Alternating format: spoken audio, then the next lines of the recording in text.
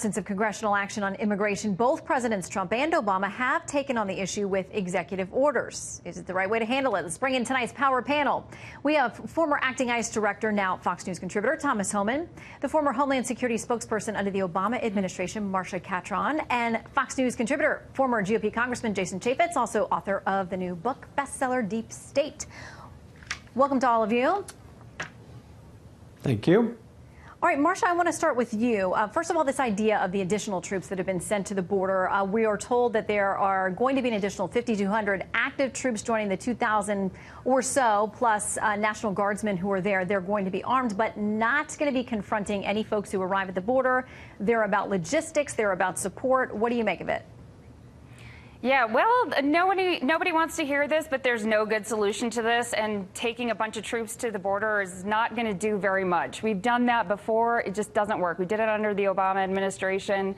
Nothing is going to stop these people from coming unless you address the underlying issues, the push factors of why they're coming here in the first place, and they're literally running from hunger and death.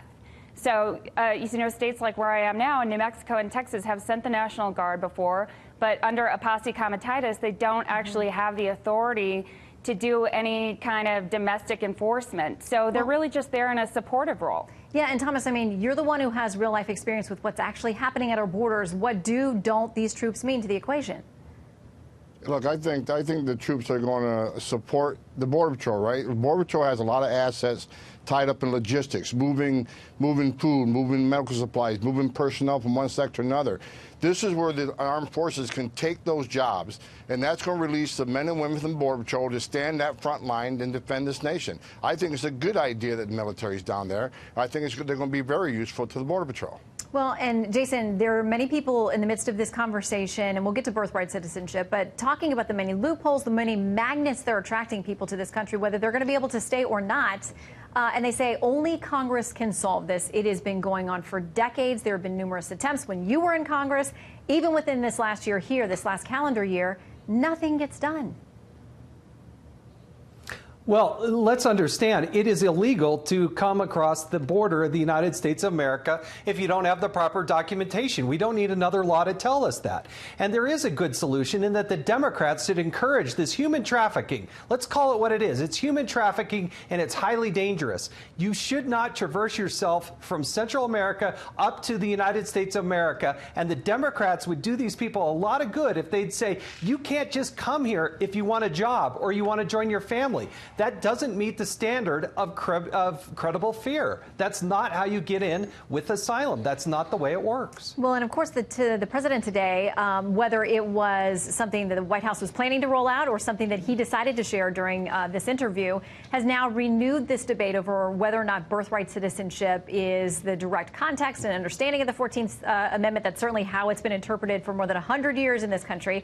But it's renewing this debate. And tonight there is an interesting piece in the Washington Post. The headline: Trump's proposal to end birthright citizenship is unconstitutional. It's by George Conway, a conservative, and Neil Katyal, who leans to the left.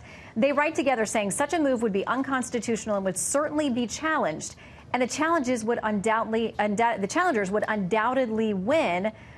Marcia, how about that? Because a lot of folks think, listen, the Supreme Court has not ruled directly on this question of whether people who are in this country illegally and have a child are still, the child should get automatic citizenship. There's been a very close decision back in 1898, but it sounds like the president actually wants this to go to the Supreme Court for a final decision on these facts. Right. And look, treating our Constitution should not be treated like an Etch-a-Sketch. You can't just erase something and then, through executive order and then go back, because the next president after this will be able to go back and change it. And that just sets a really dangerous precedent. That creates a lot of chaos. That means, if President Trump happens to reverse citizen birthright now, then the next president can just reverse it back. And that's ping-ponging our Constitution. That doesn't make any sense. And then it could lead to what if the next president is highly liberal and wants to repeal the Second Amendment? I just think it creates a chaos and a dangerous precedent. All right. Interesting tweet by Buck Sexton, a frequent guest on this show. He says, quote, because the Constitution, he's saying that as a quote. He says, it's a remarkable argument from many of the same people who think gun rights only belong to a state militia. Free speech doesn't mean you can hurt anyone's feelings, and executive power means whatever Obama wanted it to mean. Thomas, where do you think this debate goes now? The bottom line is, right, if President Trump can do it, he should do it. When I was in Border Patrol Academy back in 1984, they were teaching me how to enforce the law against those that Jason Chaffetz says violate the laws and enter this country illegally, which is a crime. At the same time, they're telling us about this birthright citizenship. I'm thinking this is crazy. Look, this entices people to come to this country. It encourages people to come to this country. I've been doing this job for a long time, and people that enter this country legally, they hide out long enough. They have several U.S. citizen kids. Then the Democrats will say, well, ICE, why'd you arrest this guy for 8 years, has 2 U.S. citizen kids? Well, look, he chose to have these U.S. citizen kids, knowing he was here illegally, knowing he was ordered removed by an immigration judge. This just, look, it entices people, and it's just not about enforcing law. People are going to die, come to this country, because as Jason Chaffetz said, the Democrats talk about abolishing ICE. They talk about sanctuary cities. They talk about, you know, all these issues that entice people to come to this country. We got to stand by the rule of law, and that's what the president's doing, and I salute him for doing it. Well, you know, this coming so close to the midterms, of course, a lot of folks today say it's purely political. Here is what Chicago Mayor Rahm Emanuel, and we're going to talk about some things going on in Chicago later on in the show. Here's his tweet. Please, I know election season catnip when I see it. The president doesn't have this authority, but he does have an interest in dividing the country and riling up his base. This is midterm election nonsense. Jason? Well, Rahm Emanuel should spend more time trying to secure the people of Chicago with the gun deaths and violence that he has in his own city. As it relates to the caravans and this surge at the border, that was not the creation of Donald Trump. That was enticement of a lot of other things and reasons. And I think until we know really what is generating this surge to come up here, it's a combination, I think, of probably some enticements. But what is going on there? It is not necessarily credible fear. I recognize it's dangerous. But the president has a duty and obligation to protect the United States of America, and he's doing everything he's supposed to in order to do so, and I applaud him for it. Well, we'll see, because almost everybody agrees the minute this does become a reality, if the president tries it, it's going to court. That's one thing we probably all agree on. Yeah. Marcia, Thomas, and Jason, yes. We may not agree on the outcome, but thank you all very much.